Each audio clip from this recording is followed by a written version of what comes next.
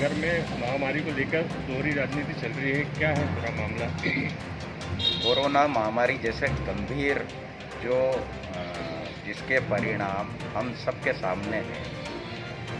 पिछले एक माह से कोरोना महामारी जो पूरे नगर में क्षेत्र में मौत का तांडव जो रच रही है, इससे सभी लोग आहत हैं। बिरला ग्राम क्षेत्र में जो औद्योगिक क्षेत्र है, जहाँ पर उद्योग के अधिकारी, कर्मचारी और श्रमिक निवास रहते हैं, वहाँ विगत एक माह में 1 दर्जन से अधिक अधिकारी, कर्मचारी और श्रमिकों की कोरोना महामारी के चलते मृत्यु हो चुकी। और आज की स्थिति में सैकड़ों श्रमिक हो या अधिकारी हो या स्टाफ कर्मी हो या उनके परिजन हो, सैकड़ों की संख्या में कोरोना संक्रमित है और वो या तो उनके घर में इलाज करा रहे हैं या हॉस्पिटलों में, चिकित्सालयों में इलाज करा रहे हैं। लेकिन इतने गंभीर परिस्थिति होने के बाद भी एक हॉटस्पॉट के रूप में वो बन चुका है बिरला ग्राम क्षेत्र। उसके बाद भी ना तो उद्योग प्रबंधन इसके प्रति गंभीर है, ना ही शासन प्रशासन इसके प्रति गंभीर है। दूसरी ओर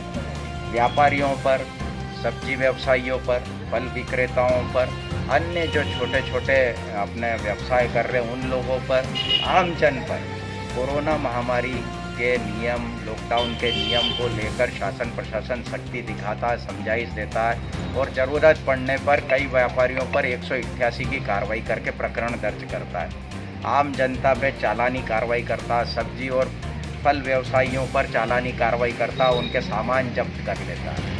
लेकिन वहीं दूसरी ओर एक ही शहर में जहां पर दर्जन से ज़्यादा मृत्यु हो गई और सैकड़ों कोरोना संक्रमित हो गए, वहां पर आप आंख मूंद लेते हो। यहाँ में भारतीय जनता पार्टी जो प्रदेश में सत्तासीन है और भारतीय जनता पार्टी के बड़े बड़े नेता इस नगर में निवासरत हैं, उन लोगों ने भी इतनी गंभीर परिस्थिति होने के बाद भी उद्योग का नाम आते ही वो मौन साध लेते हैं। जबकि उनका ये दायित्व है कि शासन प्रशासन अगर दोहरे मापदंड अपना रहा है तो शासन की ओर से भारतीय जनता पार्टी के नेता इस बात का आश्वासन नगर की जनता को दे कि उद्योग जब तक ये बीमारी या जब तक ये पूरी तरह स्वस्थ नहीं हो जाते, जब तक उसकी उत्पादन प्रक्रिया को बंद किया जाए। हमारे प्रदेश में अन्य जो उद्योग है, ये ग्रेसिम की एक इकाई है, सीमेंट की इकाई, वहाँ पर कलेक्टर ने आदेश दिए हैं और 16 मई तक उन्होंने उत्पादन प्रक्रिया को बंद कर दिया। रतलाम जिले में भी कलेक्टर ने ये आदेश दिए हैं और वहाँ की जो औद्योगिक इकाइयों को बंद कर दिया गया। आप किस तरह से इस बात का दावा कर रहे हो कि हम चेन को तोड़ने का काम कर रहे हैं, कोरोना की गंभीर बीमारी की चेन को तोड़ने का काम कर रहे हैं, जबकि आप एक तरफ हजारों की संख्या में श्रमिक परिवार, श्रमिक और अधिकारी और स्टाफ कर्मी उद्योग में उत्पादन प्रक्रिया में भाग ले रहे हैं और दूसरी ओर वही लोगों के परिजन आज संक्रमित भी है। तो किस दावे से आप चेन तोड़ने की बात कर रहे हो? ये एक बहुत बड़ा हास्यास्पद बात है और गंभीर विषय भी है।